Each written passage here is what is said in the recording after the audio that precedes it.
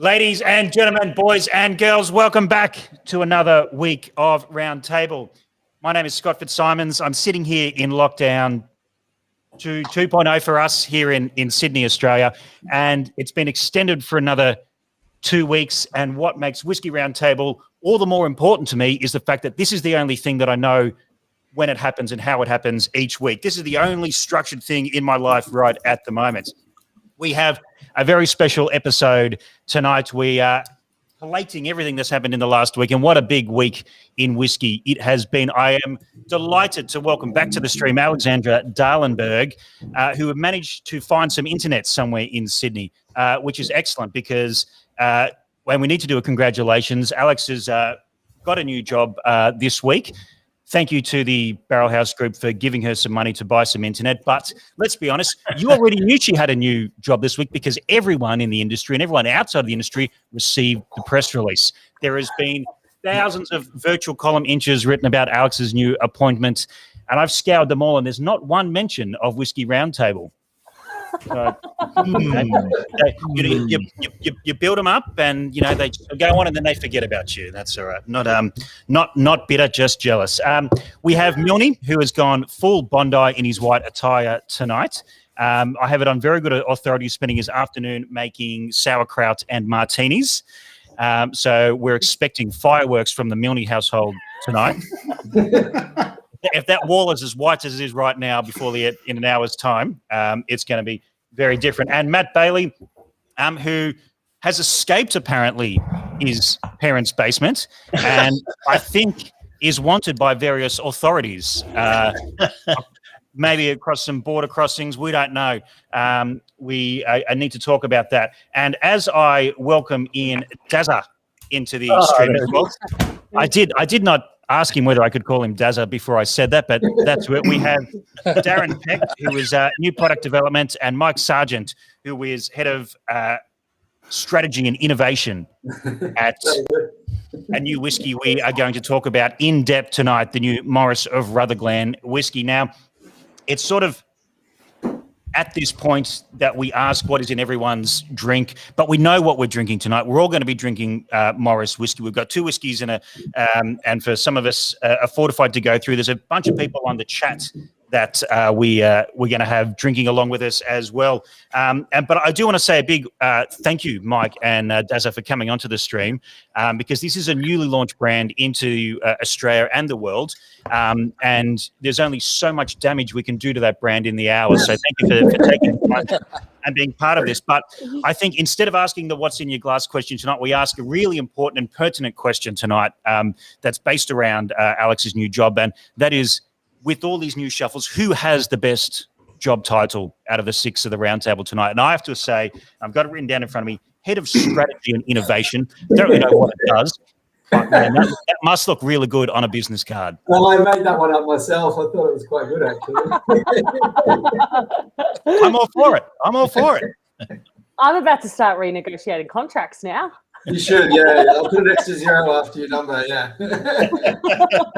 Always at a zero. That is a very good title. Well, thank you for having us, guys, too. It's a pleasure to be on the program and look, yeah, really, really keen to share what we've been up to and just have a chat. So, yeah, really looking forward to it. And I'm calling in from Sydney, but Darren's down at our cellar door and distillery down in Victoria. So he's not under lockdown restrictions. So it's a bit of a change of scenery between us because the last 12 months the shoe's been on the other foot. So it's Darren's been gloating a little bit the last couple of days. So he's got a bit of free movement. But yeah, so Darren's calling in from down there. Awesome. Well, I'd probably like to kick off with, let's do who you are and what you do, not just these fancy job titles. So, Darren, let's start off with yourself. Give us a little bit about you and a quick little background as to why we're sitting here with you today with Morris Whisky. Yeah, certainly. Can you hear me okay? Oh, yeah. And that's a beautiful accent. I don't have an accent. That's what I do. The Queen's English, I think that's called. That's it. I thought it was just called the correct.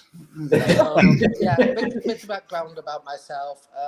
I've been in the alcohol business for quite a few years now. I actually studied brewing and distilling as a postgraduate course at university. So you can tell by the grey hair that that's a while back. From there, I actually went into the cider industry for 5 years and made very famous cider in the UK until I was recruited by Diageo. So went over to Diageo, worked on their beer side, worked in Dublin for a number of years, and that really gave me the chance to move to the US, where I started working with spirits. From that point on, I've worked with spirits, beer, you name it. I think there's very few liquids, different types of alcoholic beverages I haven't worked with, but whiskey has always been one of my favourites, and I've got a passion for whiskey. And then I actually managed, when I moved down to Australia, the reason I took the job and moved, one of the reasons was it was the last continent with people on it that I'd actually not made alcohol on. So I've actually made alcohol on 6 of the 7 continents. And I don't know what I'm going to do about Antarctica, but I will get there. Darren, you just became my new best friend. Wow, that's impressive. And what do you do? What do you do day to day for Morris? What I do down here is I'm the head distiller. So I look after the production. I'm checking the quality. I'm checking the casks. I've got a great team here working on this product. We check it daily. We're checking the maturation. It's a real premium whiskey, and we want to keep that. And I really just run the production day to day and make sure the quality is there, so that everybody who gets this liquid can enjoy it in their glass. Definitely. All right, Mike, step onto the soapbox. I don't think my background's as interesting as Darren's, but I'll give it a shot.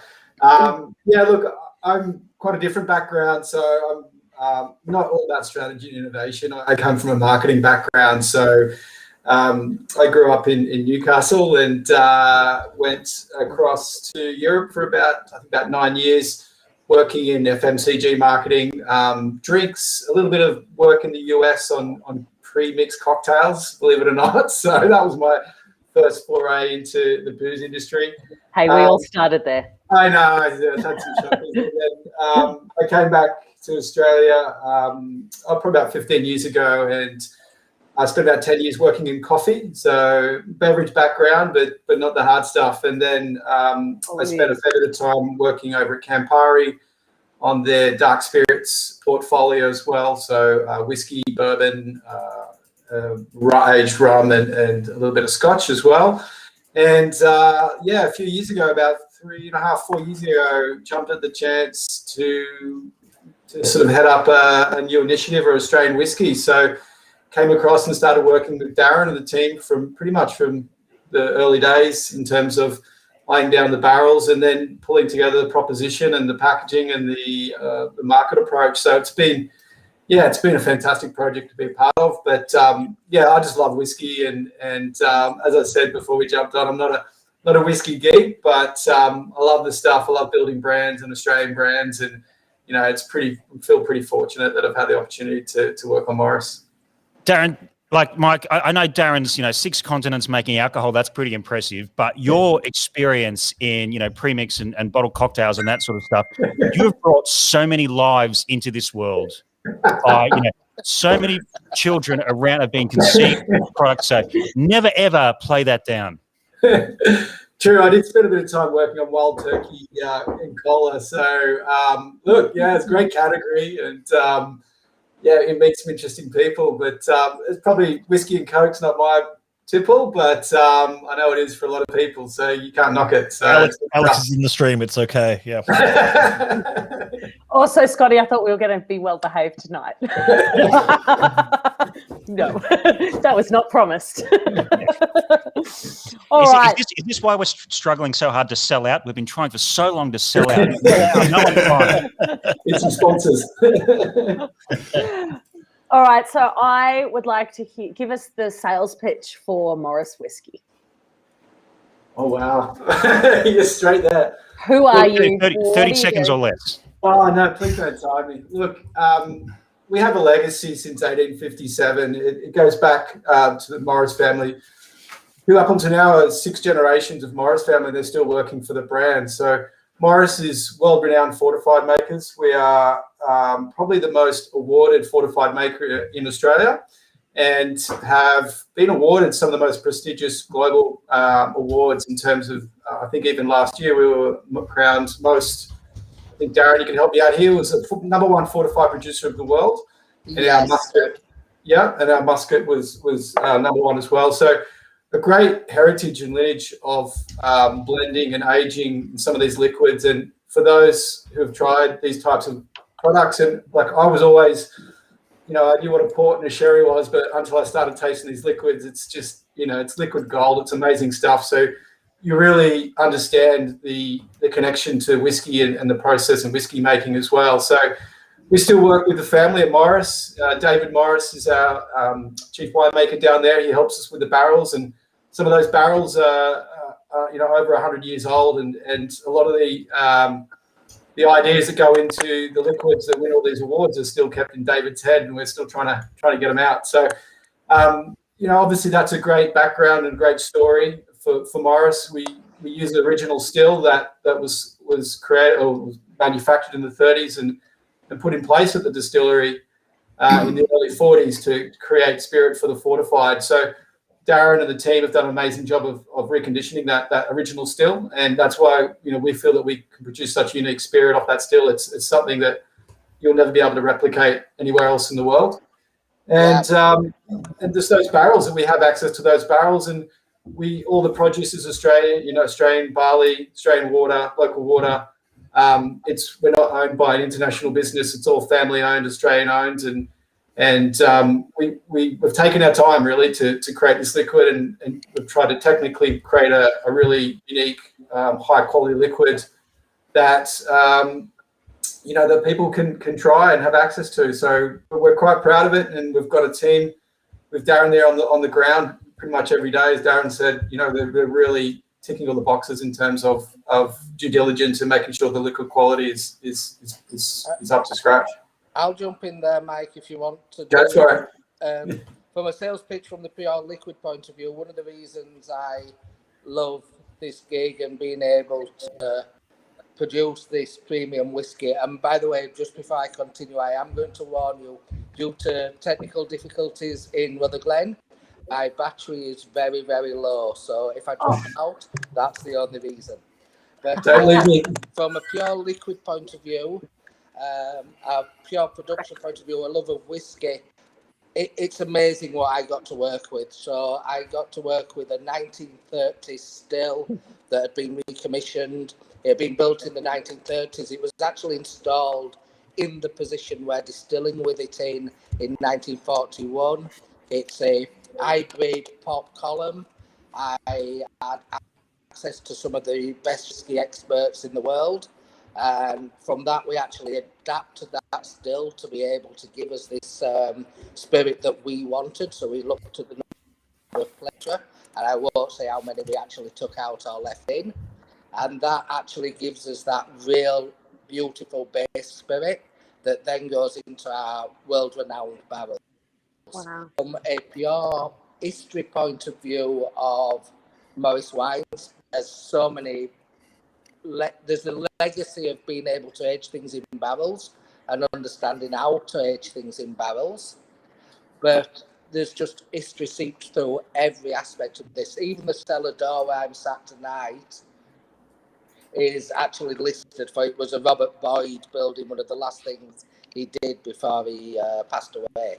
So Morris itself, but the still, the barrels, everything I've got here it's a pleasure to work with. And with that still, is there much difference to the 1930s still to what you've got as a modern day still? Are you kind of having to adapt and use that one differently, or is it very much a classic pot still in that sense still? From a pure production point of view, a still is obviously a vessel where you're going to boil that spirit to get the separation. The unique thing about this still is that it is an hybrid pot, and sorry, I talk with my hands a lot, so if I disappear off the screen, I do apologise. I'm looking forward to the phone just going bang over the floor somewhere. But the hybrid pot still means that we use slightly different warm-up, cool-down regime than some of the modern stills. But it is totally unique. It was actually designed primarily in the first place to fortify spirit. So spirit to fortify these wines you can see in the barrels around me. But we've actually to give whiskey spirit, which again is a different spirit.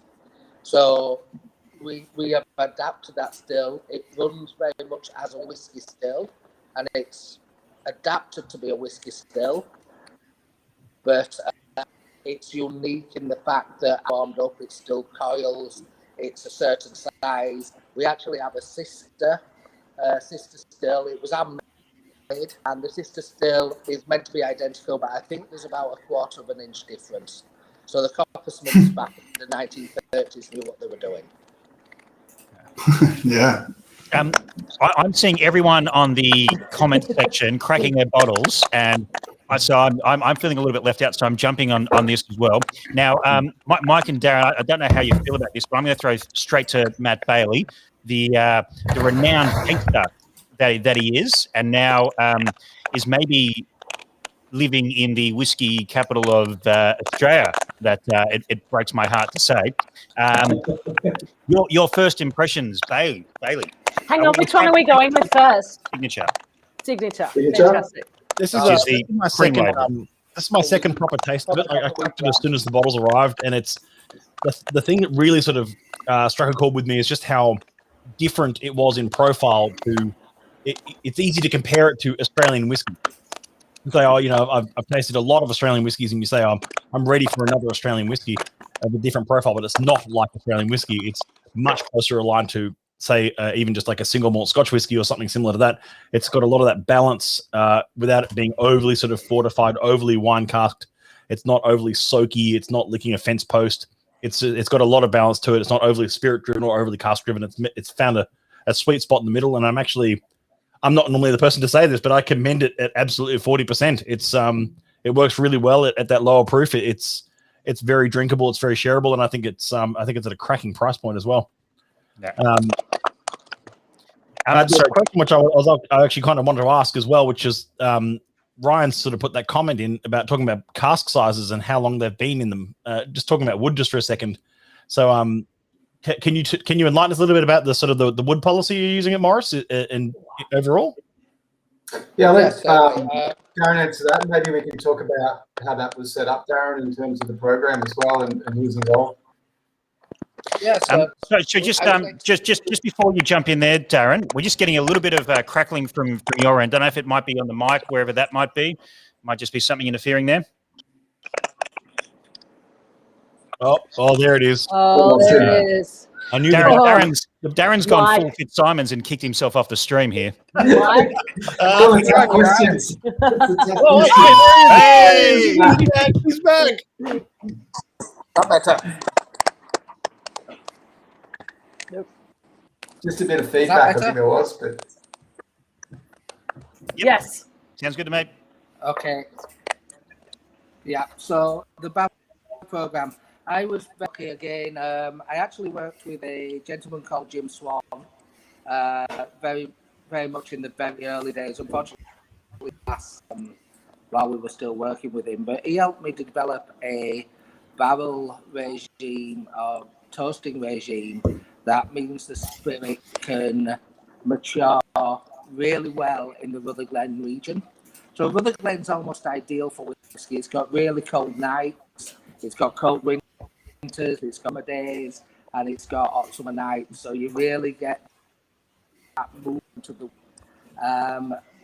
But one of the things you'll find with Australian whiskies, because of the temperature in the country, is that they over extract very quickly. So we actually have a special barrel program. The barrels themselves are all selected from our family-owned wineries. We have wineries down in the Coonawarra, and we also have a winery over in Barossa. So we actually select the barrels from there. They then go to our own cooper. So we employ 2 coopers who recondition the barrels and carry out the renovation so that they're no longer wine barrels, they're truly whiskey barrels. Awesome. Yep. Did you mention what size they were? Oh, sorry, size will depend. We do use some oxides, but mainly barriques. Okay. So, Wonderful. barriques, we're talking about in terms of like litres in the Australian market. In English, in litres, sorry, is about.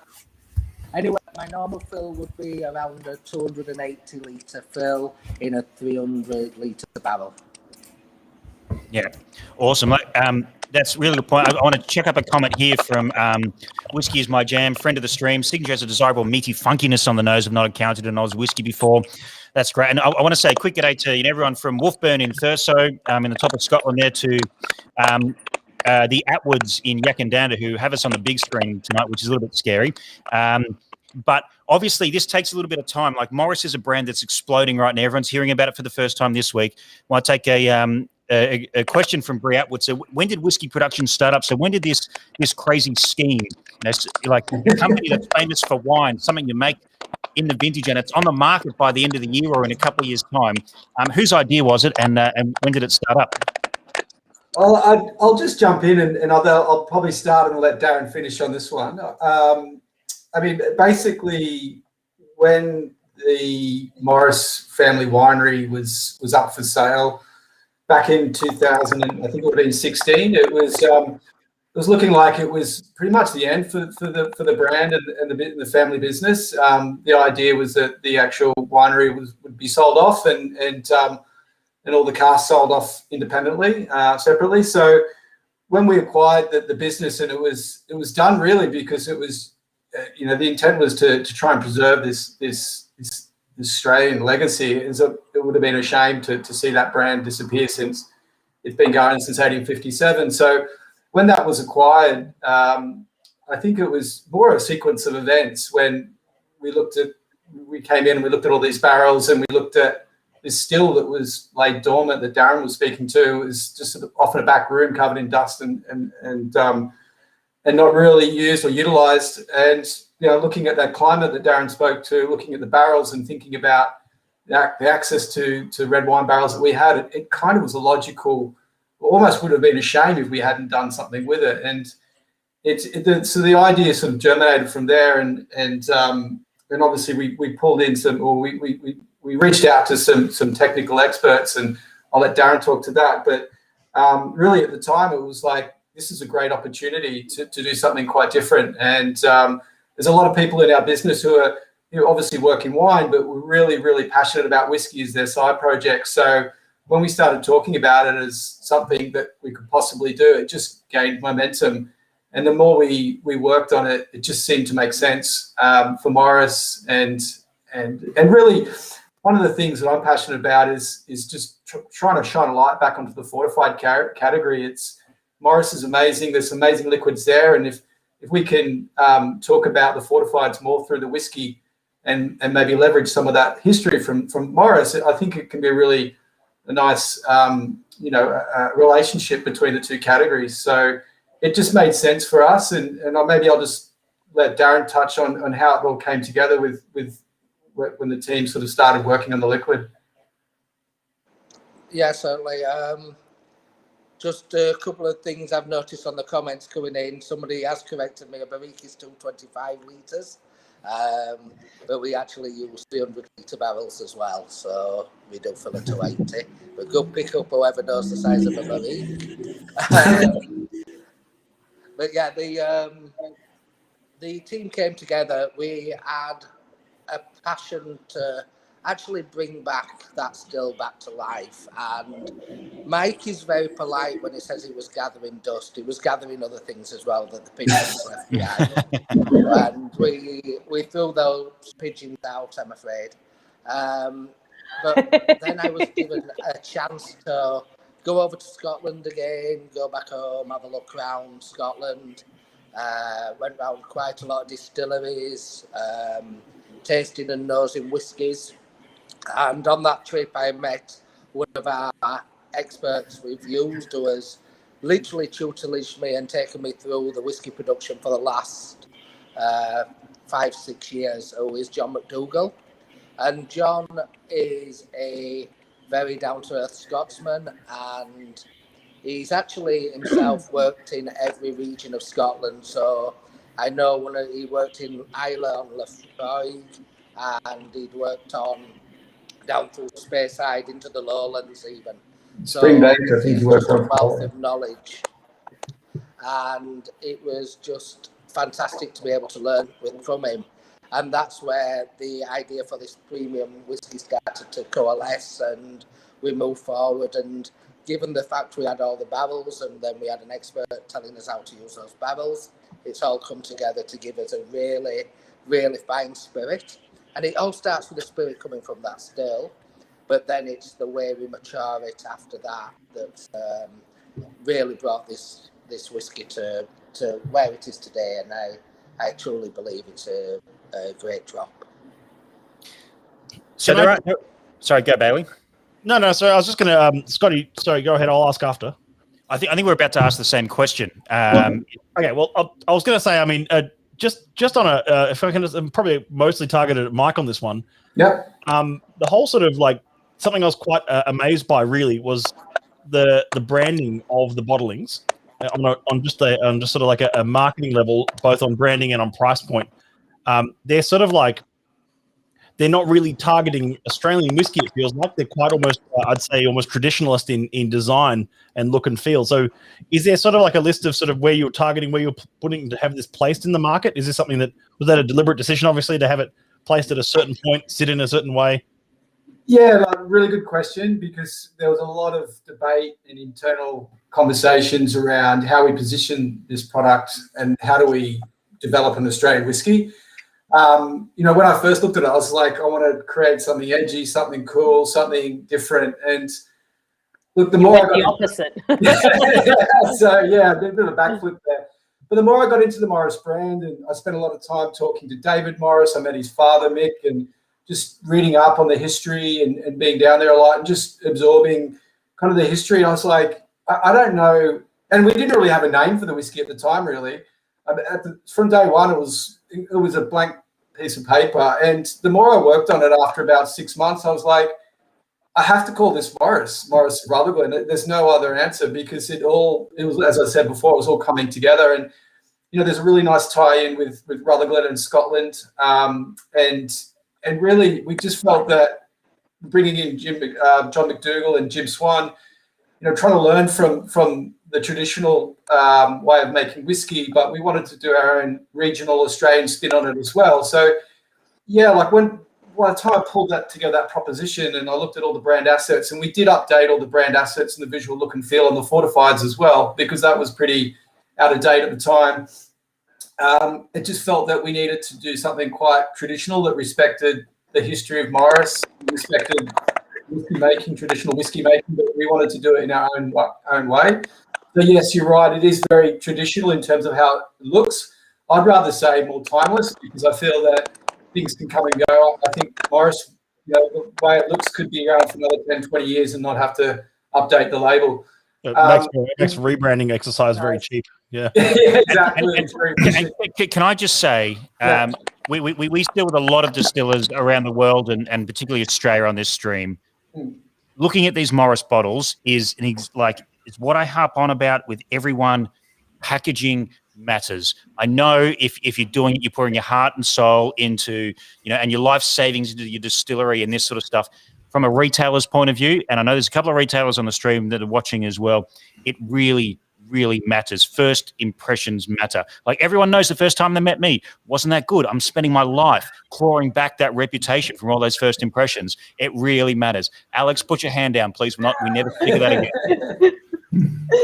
Thank you so much. I really appreciate that. But just to answer the question on the price point, look, yeah, we very much intended to create something that was accessible as well.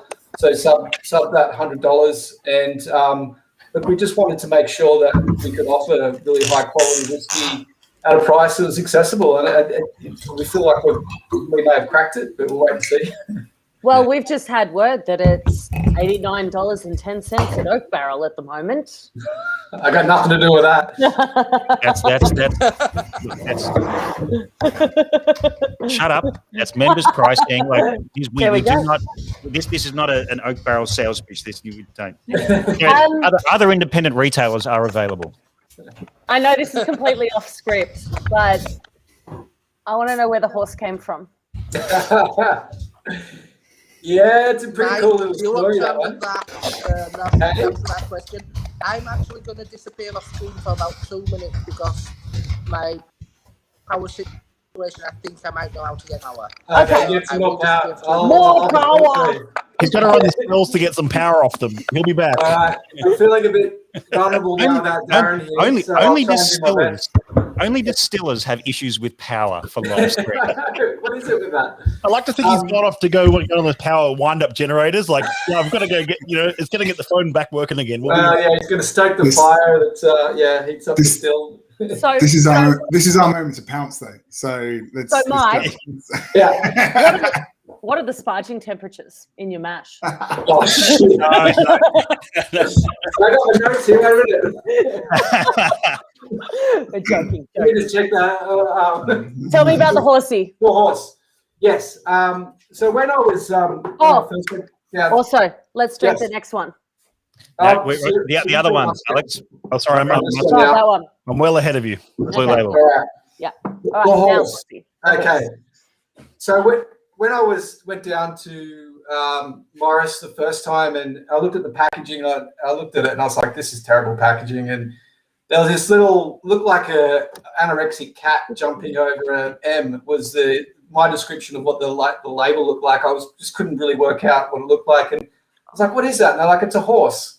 I was like, okay, well, why is there a horse there? And anyway, so the story goes that George Morris, who's our original founder of the brand, back in 1859 or 7, obviously when he founded the brand, but he was trying to raise capital for a vineyard, the first vineyard called Mia. And the Morris family had believe it or not, a champion racehorse. It was actually a steeple chase horse. It was a really well-known, it was called Fairfield. And there's a big estate down there. It used to be owned by the Morris family called Fairfield. So he had to sell that horse to finance the first vineyard to grow the Musket grapes to create the first Musket back in late 1850s, early 1860s. So obviously for us, we wanted to bring that horse back into the design and do it in a really respectful way. So quite a powerful way. It's a very traditional sign, the horse. But you can see there we put it together with the barrel, which is really the barrels are the sort of the liquid gold of Morris and the sort of the reason to believe. So, it came together pretty easily once we thought about it. It's one of my favorite things. You answered the question, but you didn't answer the real question, which was, if Alex comes to visit, does she get to ride the horse? Well, that's all she needs. So Darren is missing all the action here. But yeah, look, I don't know where Fairfield is now, but I'm sure there's plenty of horses around there that we can. It's very rural, very regional Australia. We lost Darren yet again, but he might be back. Surely we don't talk about Fairfield too much at the moment. Yeah, we don't say the word Fairfield. Yeah. To our friends out there, I hope you're doing not too bad and getting through it in the mighty southwest. Right. All right. Can I ask? Sorry, just a quick product question, actually, Mike. Yeah. We're trying to the signature, which sits around the $90 price point. The Musket barrels around the 130, somewhere around there. Yeah. That's incredible. Is that? Do you see expansions to that sort of product line over the next few years? Yeah, the signature will always be there. That's obviously our signature release, and that's where we would love people to enter the brand and experience the brand. The Musket, and Morris do a lot of different fortified wines. Probably most famous for their Musket. So when we were down there, we were doing some work on experimenting with different finishes and liquids. The actual the musket for me, just the musket finish was just so good. We've got obviously port and sherry and other things there, or tawny and apera, but they're great too. But just with the musket, it was just so good. So obviously for us, and musket's so important to Morris, we wanted to bring these two products out, and obviously musket is our hero, and signature is obviously what we want to be known for. But yeah, look, so what we'll probably do is bring out some more finished whiskies, but do it completely in-house with Morris Whisky. We're not going outside our own capabilities, and look at some other fortified finishes that fall within the family and the library of Morris. So it'll be coming from a Morris barrel, that's for sure. Yeah, okay, that's cool. So it's always going to be, you can safely say it's always going to be cask sourced from the Morris family as well. I mean, it makes sense. Obviously, that's the most logical. But it's okay, very very. Yeah, that's kind of our plan. We don't really want to at the moment. There's no plan to expand and do different crazy stuff. It's just about doing it right. And at the moment, the reason for being it makes sense because it's exactly. Got it. It's still amazing hitting the market with two core ranges. Yeah, it wasn't easy. And those price points, which it's fantastic for the consumer.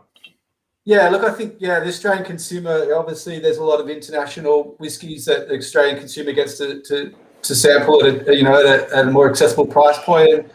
And obviously, we want to try and compete with some of those international brands. We want to be up there with those brands. So to do that, you have to try and make whiskey and deliver a good quality product at a price that people are happy to pay for.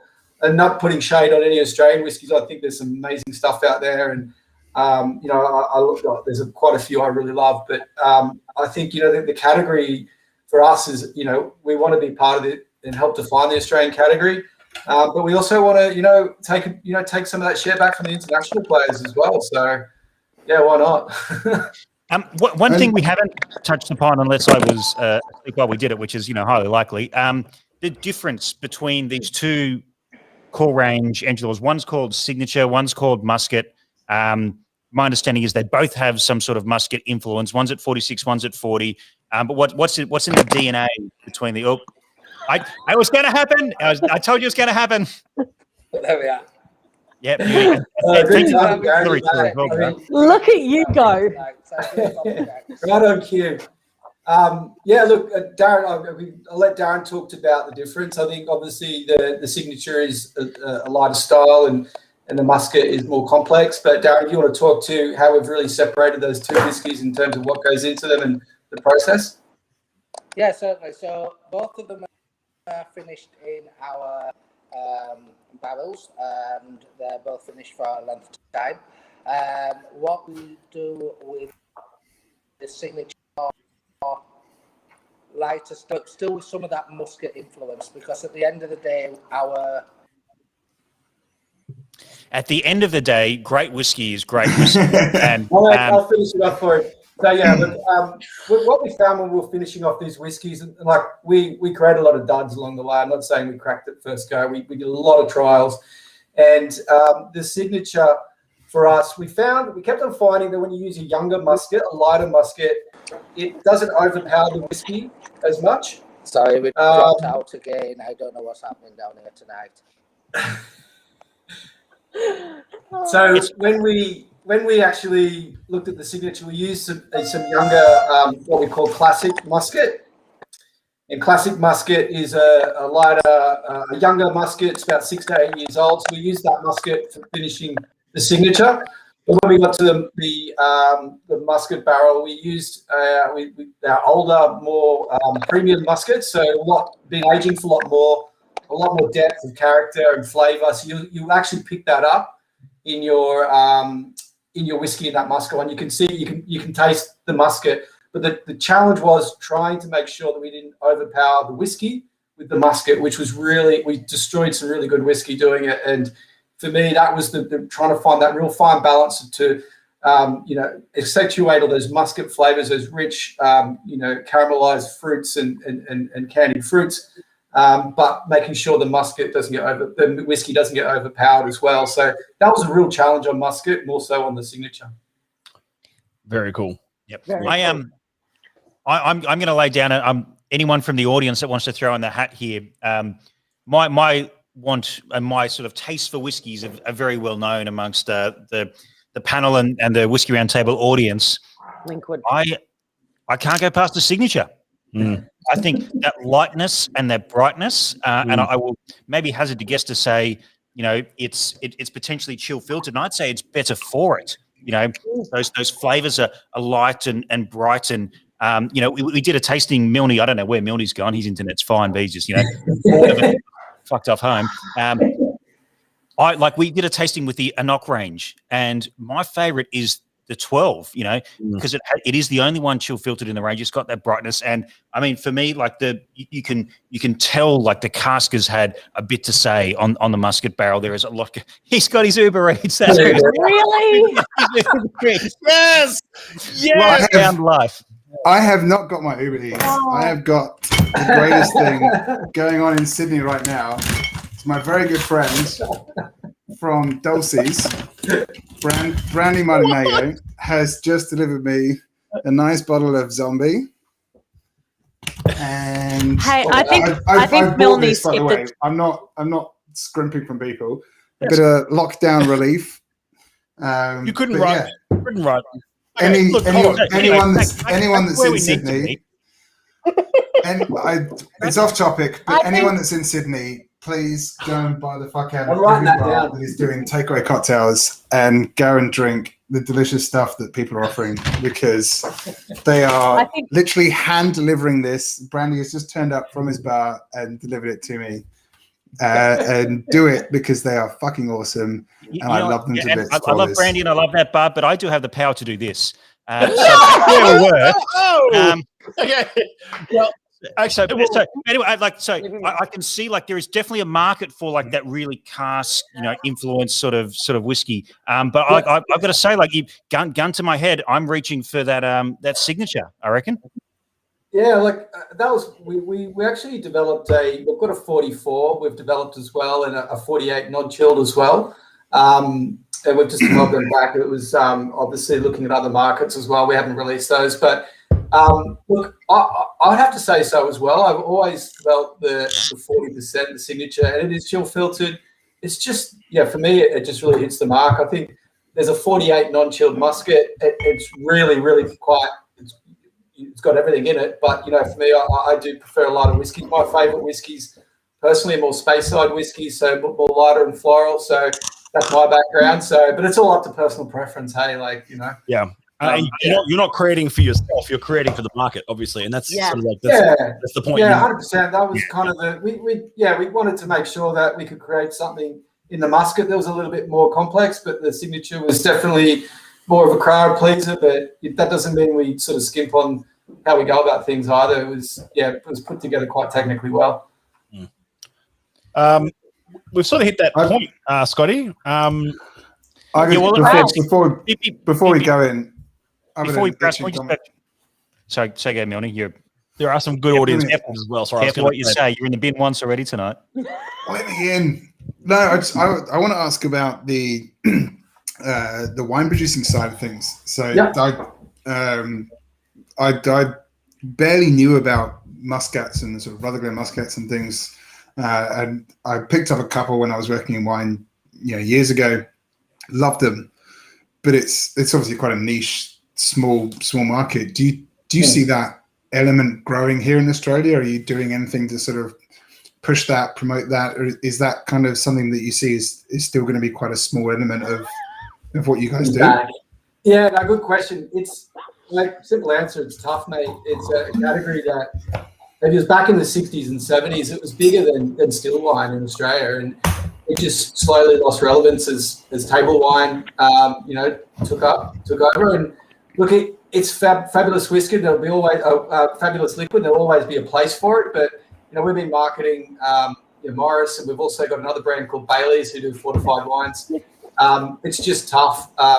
But like I said, hopefully we can, use the whiskey angle to talk a bit more about fortifieds, and we'll be continuing to support the fortified elements. I think it's such a cool segment. And hopefully it comes back in bars and things like that as well. Like, we can be using cocktails and that's the bar scene, and bartenders can start thinking about how they can use it in their mixed drinks as well. Like, I think it's certainly got the flavour. I made a very tasty drink just before we started, which was effectively a twist on a Harvard cocktail, but it was using your signature signature whiskey in place of cognac in the recipe, and your muscat in place of sweet vermouth. So it's about one and a half whiskey, 1.5 or sort of one muscat, and then half dry vermouth. We just say musket in Australia. Just say that. Musket. I say musket. No, I'm just winding him up. I just have to wind him up. Sorry. You have to. Muscat. Two words, put them together. Muscat. Oh, Orange bitters and a top of soda, but it's delicious. So I'll have to hit you up for that, Andy. That recipe. Yeah. So just your cocktails. Send a DM to the Whiskey Roundtable Facebook page, and for $1, you can get that recipe. Sounds like tasty, though. I charge heaps more than that. Come on, my consultation fees are easily $3. Oh, so that's my agent's fee. My $1 their agent's fee. Sorry, yeah. Let's get into Proust, guys. let's get into Proust. All right. Now I was hoping Darren would come back for this one because he might.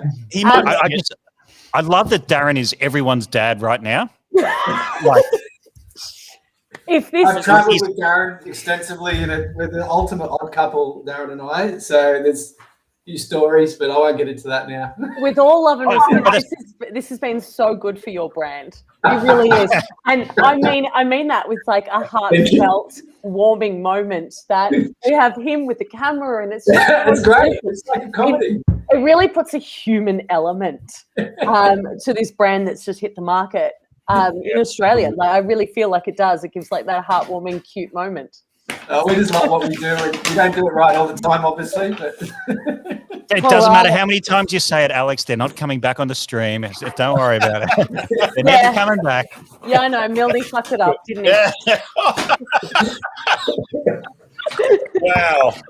That's right. Blame the foreigner. Blame the foreigner. So I reckon we're heading to Proust at this point. Let's do it. That's where each of us we'll ask you a question from the Proust questionnaire.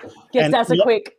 And one Proust question each, and each of you can answer the Proust question. I'll get to this end of the sentence if it kills me. Ask him first. Or even if it kills you. Okay, so we're gonna go one Proust question each, and each of you can answer that Proust question, of course. Scotty, do you want to take the lead here and start with the first Proust, or Milne or Alex? I won't start. Is that I mean, okay. What is your happiest whiskey memory? Who do you want, Darren? No, Mike, kick us off. Look, I celebrated my dad's 75th birthday. I walked Milford Sound with him and we smuggled a little bottle of, it was a Glenlivet Decades, which is a combination of 50 years of whiskey. And I sat on the top of a very big mountain with my dad on his 75th birthday, and we had a few drams, and it was just awesome. Like it was probably I'm very proud to be his son, and I think hopefully he was proud that I was there with him. But it was pretty epic. That awesome. I remember that 5 decades. Exceptional whiskey.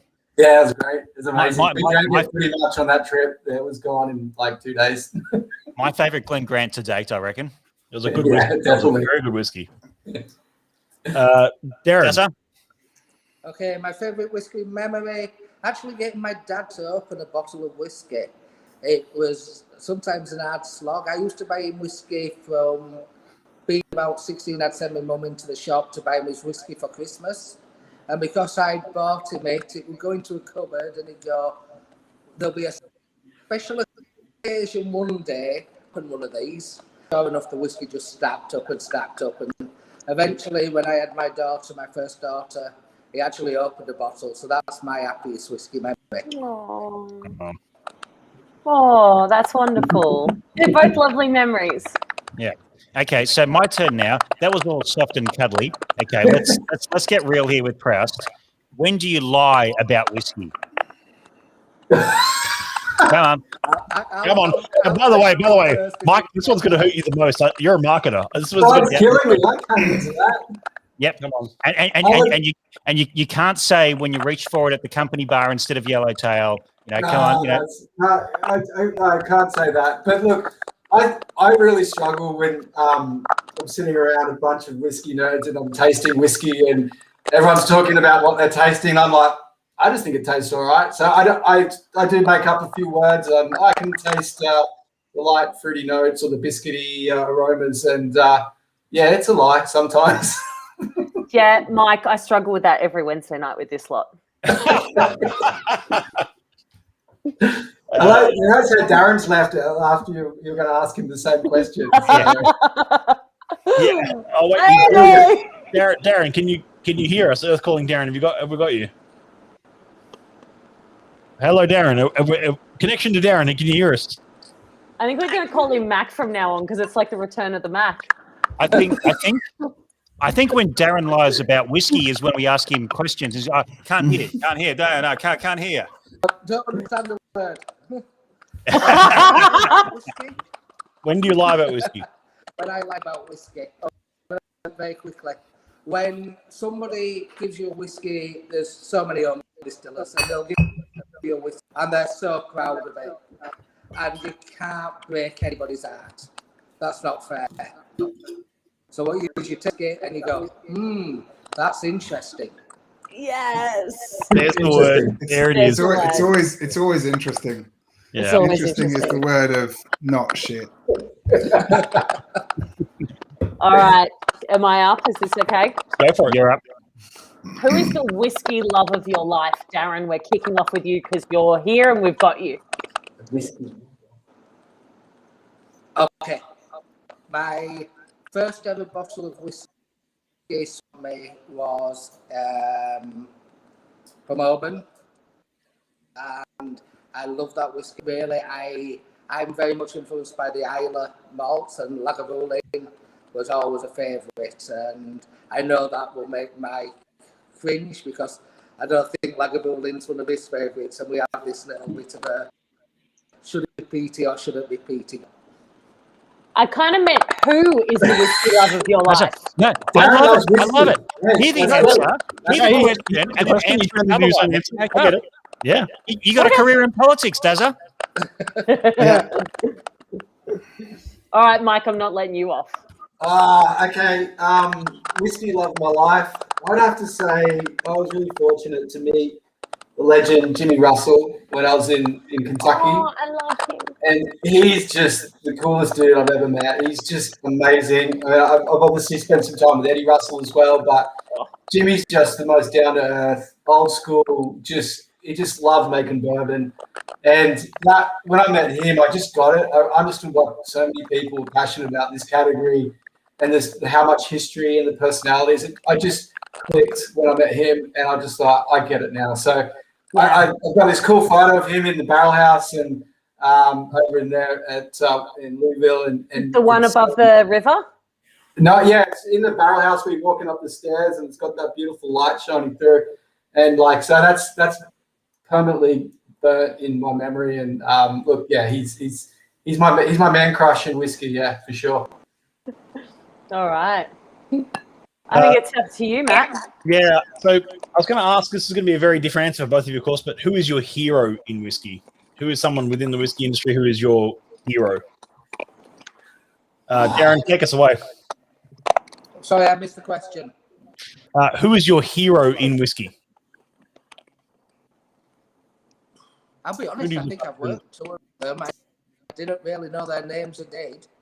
But John McDougall is just a fabulous guy. And his personality and his knowledge became my hero. Very cool. Very cool. Mike? Look, I haven't really thought about that question. I'm really passionate about Australian whiskey, so my hero is anyone who's putting himself out there and really leading the way for Australian whiskey, and like whether it's bartenders or some of these young smaller distilleries. So I can't really answer that question because I haven't really thought about it. It's a big question to answer, but Mike, gun to your head. That's what this is about. Don't cop out with that marketing answer. Come on, one name And on the table right now. with all love and respect, you got sent these questions, which not many other people Can I did. get that one? Can I say Jimmy Russell again? Nope. Well, you can if you want, and I probably would have done that if I were you. Yeah, no, I kind of messed that up. You asked me a very similar question. I think one of the people I met, a guy called Dennis Malcolm, who's a master distiller at Glen Grant, was for me, he was for me. That's when he started talking technically about how a really fine Scotch whiskey, single malt is made. That's when I really started understanding a little bit more about just how much knowledge and how much expertise goes into these liquids. So from a technical point of view, I've always looked up to him and listened to what he's had to say about whiskey. We had I had a live stream with Dennis about 9 months ago. We had a live stream with him at the Society. Oh, awesome! Yeah, absolutely. It's like what a wealth of information. What a stunning he's just this unbelievable library of just knowledge. Yeah, there's a lot to be said about the old guard. Like I want to say it's Eddie something that was at Bamore for 50 years before David. He was the same, but it was that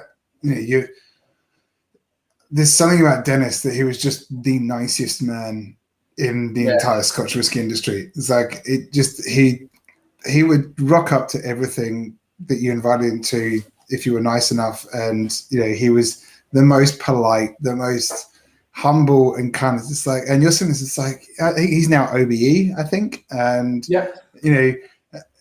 he's whiskey knighthood and kingdom and everything, and still he just rock up and it's like, I do this and that's my thing. And I was like, he had all the time for everyone, and was the greatest respect. And the brief time I spent with him, he's by far one of the nicest men I've ever met. I have to agree. Yeah, definitely. So I answered that question right, did I? You did. You did good. That was getting the first fluffy response. Alex, sorry, go ahead.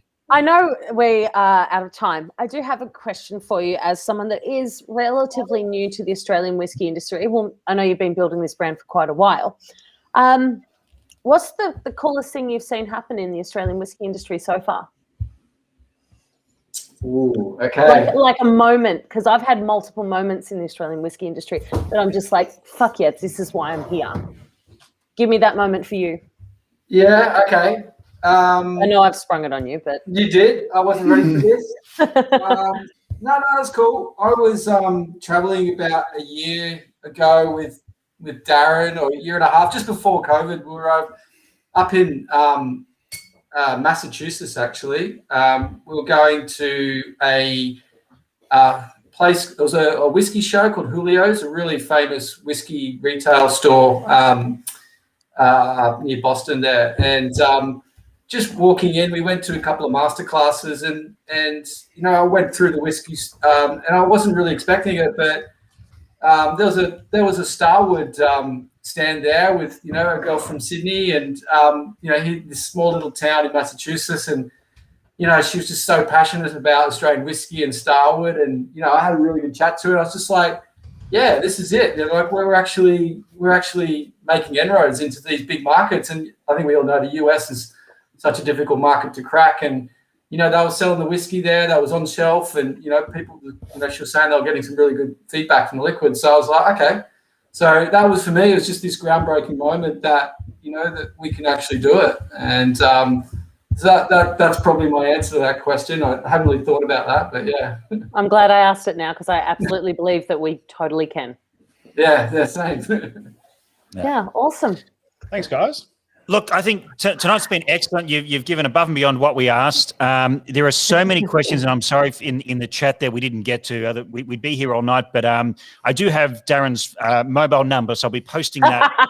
You can call him at any point to discuss long and hard about various production things. long and hard of 2 minutes, maybe 3 minutes max. Yeah. And Darren, as soon as this lockdown's over, you are going to have to put up with me for a day. I definitely want to come and spend a day with you around that still.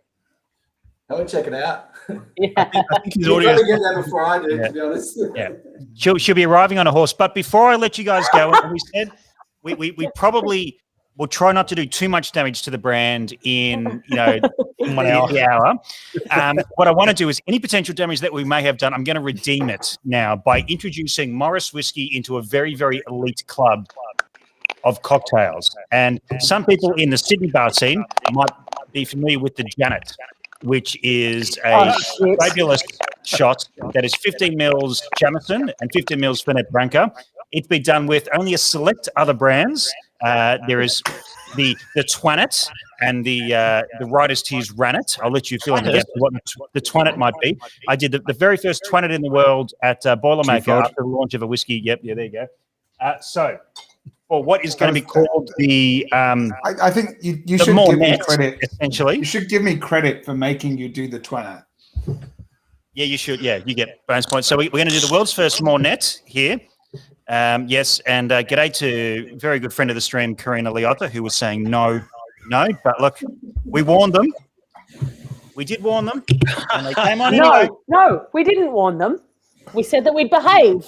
This is going to be 15 mils and 50 mils. So this is basically all the health benefits of a famous Italian liqueur with all the texture and brightness of. And I normally do this with grain whiskey, so I'm hoping this works because I'm hoping it's got the flavour profiles that this that this whiskey has. Matt. So on that note, I'm also like to cut in there. I'm loving Simon McGorham that's got his Camet, which I presume is Cameron Brigg from a 27-year-old. Or Canvas. It could be Canvas. Oh, Canvas. It could. It was Cameron Brigg. It's fake. That he's clearly named it poorly because all right, let's do this. There's ambiguity here. Anyway, look, Mike and Dazza, wherever you are, mate, thank you very much for coming on the stream. No worries. Thanks for having us, guys. It's been a pleasure. Thank you so much. And I think just before we toast this, a shout out to a bunch of the comments that came through, and we don't like talking about or harping on price or this sort of thing, but the word game changer came up more than once in the stream here. And what Morris have done and the power of Morris behind that brand to bring a whiskey to the masses is not just a great thing for Morris, it's a great thing for Australian whiskey, because the more entry levels we can bring in, the more people we can get. And I'm not talking even about whiskey anymore. I'm talking about Australian spirits in general. Getting more people, not just in the 1% of idiots like us here on the Roundtable, but the wider population who love drinking whiskey and don't know that we make whiskey in Australia right now. The marketing, the packaging, that's all great. It's exceptional. But the juice inside is really what matters. And getting that at an accessible price point, it's guilt-free. You can do silly things with it, but most importantly, it's awesome. And I think that is a tip of the hat to yourselves, to the whole team there at Copper and Grain, working on this. And it's an incredibly exciting time. There's been a bit of a, splurge in the last couple of weeks about Morris coming out of nowhere. They haven't come out of nowhere, and it's going to be a very exciting 5, 10, 15, 20 years, I think, for the brand. Yeah, and I thank you guys. I really appreciate that, and I'm glad you can see our intent behind it all. And we're just in it to try and do the best for the category and sell some whiskey. We are fully behind it. 100%. And cheers. And Ryan, thank you for winning the comment section tonight. I don't think I've seen your name more than tonight, but in a good way. It's been great to see you part of it, and thank you everyone for being involved. It's awesome. Juice is good. Awesome. Thank you. I can confirm. Thanks, guys. The Mornet works. The Mornet works, and I don't have to brush my teeth tonight from that minty freshness of the Fernet. On that note, And the best thing is, Mike, you can clip this up and sell it to the whole team. The I sellers. just clipped the bit that Darren's always in and out. That was the best part. Like a comedy. Thank you, everyone. To everyone in Sydney, look, stay safe. We're all going to get through this. We joked about this with people from Melbourne. They did their time to keep us all safe. It's now our turn to do our time to keep safe. We're going to be here for a couple more weeks in the showdown. The showdown lockdown.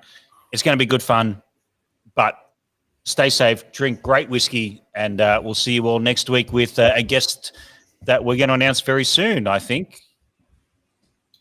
Alex, back me up on this. I'm not announcing yet. Okay, not announcing yet. Okay. All right. Thank you, everyone. Godspeed. Thank Good luck. you. Cheers. Bye-bye. Let's go. Thank you so much, guys. Go the New South Wales.